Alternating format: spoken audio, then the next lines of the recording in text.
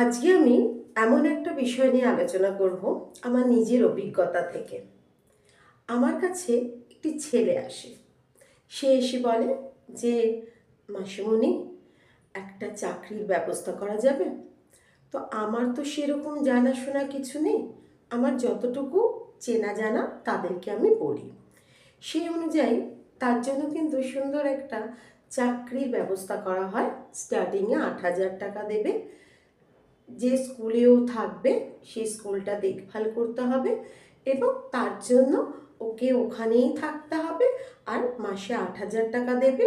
আর রান্নার ব্যবস্থা করে দেওয়া হবে যাতে ও খেতে পারে। আর ও যদি নিজের থেকে রান্না করতে পারে তারও ব্যবস্থা একটু ওকে করে নেওয়ার কথা বললো। তো আজকালকার দিনে আমার এক্সপিরিয়েন্স নেই, আমি একটা চাকরি পাচ্ছি হাতে। তো সেই ক্ষেত্রে আমার খুব দরকার। ৮,০০০ টাকা কলকাতা শহরে দেওয়া হচ্ছে। এখন ছেলেটির এক্সপেরিয়েন্স কি, ওয়ার্কিং এক্সপেরিয়েন্স আছে। ও গ্রামে থাকে, ছোটোখাটো দু একটা ওয়ার্কিং এক্সপেরিয়েন্স ওর ছিল। ও চণ্ডীগড়ে গিয়েছিল। চণ্ডীগড়ে গিয়ে ও ওর পিসিমণির কাছে থাকতো, ওখানে কিছু কাজও করে। তো ফলস্বরূপ ওর এই এক্সপেরিয়েন্স। এবার ওর অ্যাকাডেমিক কোয়ালিফিকেশন কি? ওর অ্যাকাডেমিক কোয়ালিফিকেশন ও শুধু আমায় বলে যে আমি বিএ সেকেন্ড ইয়ার পর্যন্ত পড়েছি।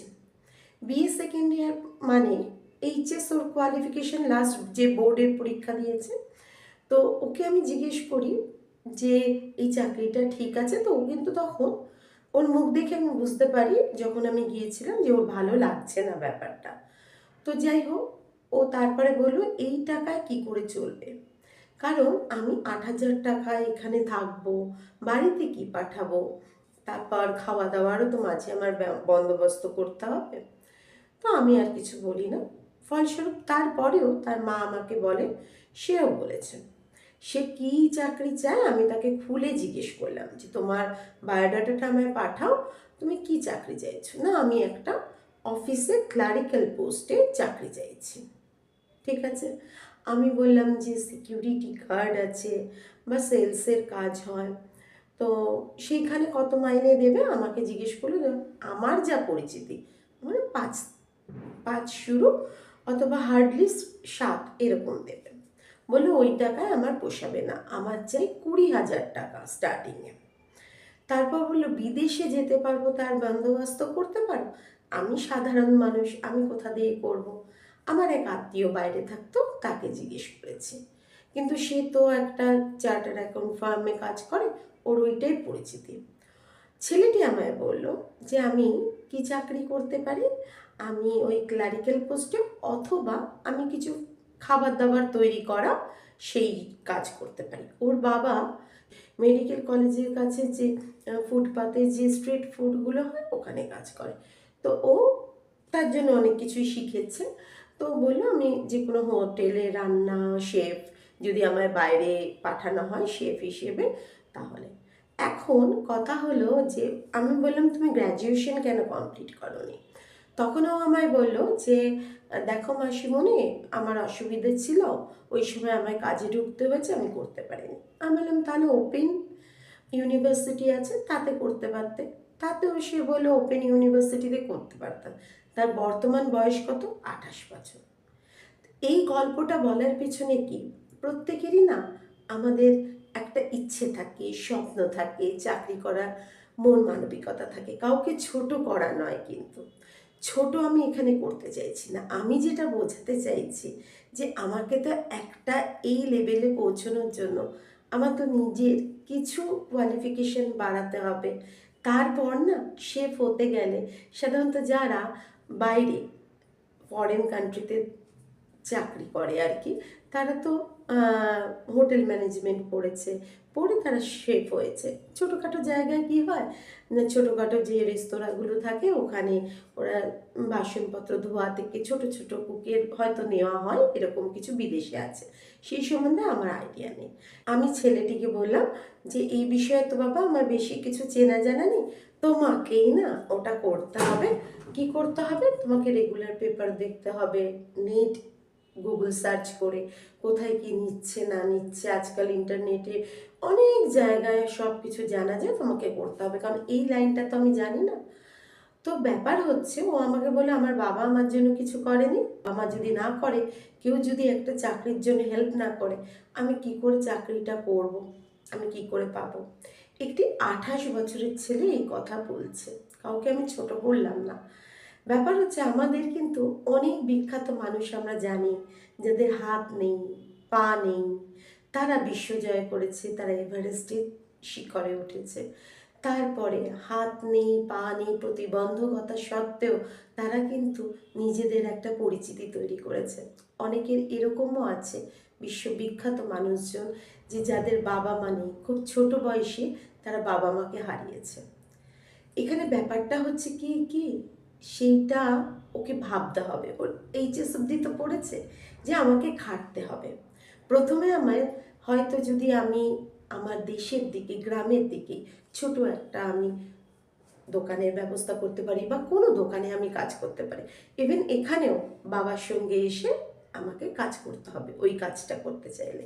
আমি ক্লারিক্যাল পোস্টে চাকরি করব, আমি আর কিছু করব না, আমি শ্রম করব না, আমাকে হঠাৎ করে কেউ একটা বিশাল জায়গায় পৌঁছে দেবে, এটা তো এক্সপেক্ট করা যায় না। প্রত্যেক মানুষের স্ট্রাগল আছে, হাতের 5টা আঙুল কিন্তু সমান নয়। 5টা আঙুল সমান না হওয়া সত্ত্বেও প্রত্যেকের স্ট্রাগল, প্রত্যেকের লাইফস্টাইল সব কিছু তাহলে আলাদা হবে। পৃথিবীতে সবাই সব কিছু নিয়ে জন্মগ্রহণ করে না, অনেক কিছুই আমাদের নিজেদেরকে করে নিতে হয়। তো ছেলেটিকে বুঝতে হবে যে আমার মধ্যে, ওর মধ্যে ডেডিকেশন থাকতে হবে, ওর মধ্যে পরিশ্রম করার একটা স্প্রিয়া থাকতে হবে, যে আমাকে ওই লক্ষ্যে পৌঁছতে হবে। আমার অলরেডি 28 হয়ে গেছে, তাহলে আমাকে সেটা কি করতে হবে, আমার মনের মধ্যে রোজ বোঝাতে হবে যে আমি যখন দুটো হাত পা আছে, দুটো চোখে দেখতে পাচ্ছি, কানে শুনতে পাচ্ছি, আমার যখন বাবা মা, মা আমার হয়ে বলছে এখানে ওখানে, কিন্তু আমি 28 বছরের একটা ছেলে, আমাকে নিজেকে দাঁড়াতে হবে। আমি আমার বাবা মাকে ইন ফিউচার দেখব, কাউকে কেউ করে দেয় না, নিজেকে করে নিতে হয়। সেই জায়গাটা করার জন্য তোমাকে রোজ নিজেকে বলতে হবে, হ্যাঁ আমি পারবো, হ্যাঁ আমি পারছি। এই কথাগুলো নিজের ব্রেনকে বোঝাতে হবে যে কোনো কিছুই মানুষের দ্বারা সম্ভব নয় এমন কিছু নেই। আমার হাত আছে, পা আছে, আমার বাবা মা আছে, আমাকে তো পুরো সংসারটা চালাতে হয় না, তাহলে তারা যখন চালাচ্ছে খেটে, আমাকেও খাটতে হবে। আমি খেটে ওই জায়গাটা তৈরি করব। আজকে আমি ছোট জায়গায় একটা কাজ শুরু করি, প্রথমে কম টাকা পাই, তারপর পরিশ্রম করে আমি আমার লক্ষ্য অর্জন করব। ইচ্ছে থাকলে আমি সব কিছু করতে পারবো। কত প্রতিবন্ধী আমাদের বিখ্যাত মানুষ হয়েছে, সুধা চন্দ্রন, যিনি একটা পা কাটা গিয়েছিল, তারপরেও উনি কিন্তু নিজেকে তুলে ধরেছিলেন বিশ্বের কাছে। অরুণিমা সিনহা, যার পা কাটা যাওয়ার পরেও সে এভারেস্টের চূড়ায় উঠেছিলেন। আমরা বিথোফনের নাম জানি, আমরা জানি স্টিফেন হকিংসের নাম, আমরা জানি হেলেন কেলারের নাম। এরকম অনেক মানুষ আছে বিশ্ববিখ্যাত মানুষ, যেমন লিওনার্দো দা ভিঞ্চি, তো তার বাবা মা ছিলেন না। তাহলে এরকম আরও অনেক মানুষ আছে যাদের বাবা মা নেই, কিন্তু তারা তাদের নিজের ইচ্ছের সাহায্যে, নিজের চরম ইচ্ছে দ্বারা নিজেদেরকে প্রতিষ্ঠিত করেছে।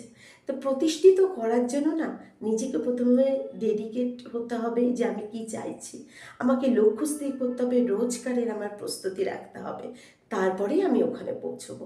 এরকম অনেক আছে যে সারাদিন কাজ করে রাত্রির জেগে পড়ে সে ওপেন ইউনিভার্সিটি থেকে মিনিমাম গ্র্যাজুয়েশনটা কমপ্লিট করেছে।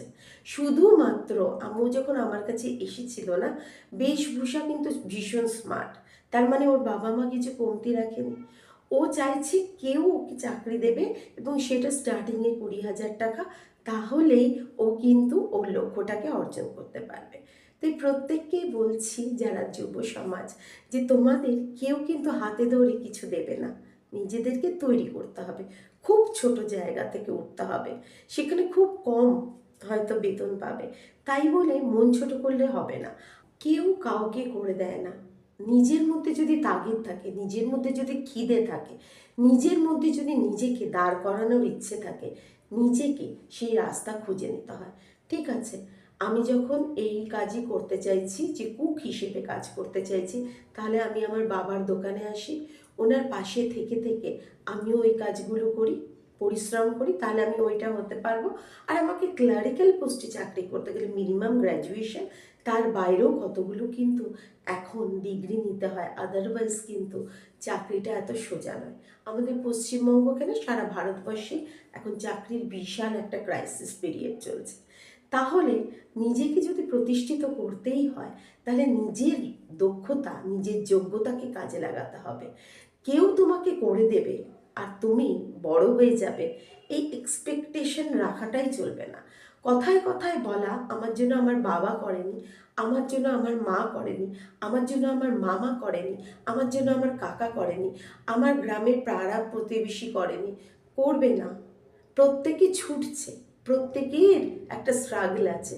তুমি কি 10 জনেরকে গিয়ে জিজ্ঞেস করো যে আজকে তোমরা খেয়েছো, আজকে তোমাদের বাড়িতে রান্না চলেছে, আজ তাহলে কি আমি খাবার এনে দেব? প্রত্যেকে তুমি দেখো গিয়ে তোমার গ্রামে হয়তো একটি ছেলে একদম খুব করুণ অবস্থা, বিশাল একটা জটিল রোগে আক্রান্ত, তাই কেউ কিছু করে দেবে এই চিন্তা করাটাই উচিত নয়। বর্তমান যুব সমাজকে বলছি নিজেকে করতে হবে, নিজেকে প্রতিষ্ঠিত করতে হবে। বাবা করে দেবে, মা করে দেবে, কাকা করে দেবে, পাড়া প্রতিবেশী করে দেবে তা না, আগে নিজেকে একটা জিনিস পাওয়ার জন্য যোগ্য করো, নিজেকে তৈরি করো, দেখবি সুযোগ নিজের থেকে আসবে। আর কেউ পরীক্ষার হলে গিয়ে 100তে 100 পেয়ে যাবে উইদাউট কোনো প্রিপারেশনে হয় না। কিন্তু হয় কি, পরীক্ষায় যদি 100তে 100 অঙ্কে পেতে হয় তাহলে তাকে রোজ প্রিপেয়ার হতে হবে, ওরমভাবে রোজ নিজেকে এক্সাম দিতে হবে। আজকে ইউপিএসসিতে যে ছেলেটা চান্স পাচ্ছে সে কিন্তু রোজ রোজ প্রিপেয়ার হচ্ছে, তাই না? ফুটবলার কি একজন ক্রিকেটার একদিনে ইন্ডিয়া টিমে বা স্টেট লেভেলে আমি বলছি চান্স পেয়ে যায় না। রোজকারের প্রস্তুতি, রোজকারের সকাল 4টে থেকে শুরু করে একজন প্লেয়ার কিভাবে খাটে, ময়দানে গিয়ে দেখতে হয় যে ময়দানের বাচ্চাগুলো এই ঠান্ডায় কিভাবে দৌড়চ্ছে নিজের লক্ষ্যটাকে অর্জন করার জন্য। তাই আমি যুব সমাজকে বলবো যে কারোর মুখের দিকে না তাকিয়ে নিজেকে বোঝাও আমি করতে পারবো। চোখ আছে, কান আছে, সব আছে, বাবা মা আছে, আমাকে এমন কিছু হেক্টিক লাইফ লিড করতে হচ্ছে না।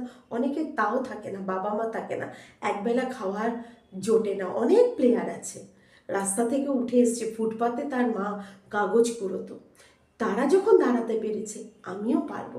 আমার মধ্যে ইচ্ছেটা থাকতে হবে, আগুনটা থাকতে হবে যে আমাকে করে দেখাতে হবে, আর আমাকে বোঝাতে হবে যে আমি পারবই। একটা ল অফ অ্যাট্রাকশন বলে, আমি যদি রোজ নিজেকে বোঝাই যে আমি হ্যাঁ পারবো, আজকে লোক আমাকে সাহায্য করছে না, আমি নিজের দক্ষতায়, নিজের ইচ্ছে, সাফল্যে চূড়ান্ত সীমায় পৌঁছে যাব, আমি আমার লক্ষ্য অর্জন করব।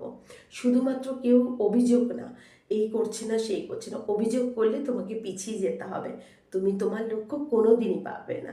কারণ প্রথমেই কেউ কিন্তু তোমাকে চাঁদে পৌঁছে দেবে না, প্রথমে তোমাকে একদম গ্রাসরুট লেভেল থেকে নিজেকে তৈরি করতে হবে। এই মানসিকতা যার আছে সে সফলতা পাবে, আজ না হোক কালকে পাবে। তাই যুব সমাজ তৈরি হও, নিজেকে বিশ্বাস করো, নিজেকে যোগ্য করো, নিজেকে এগিয়ে নিয়ে যাও।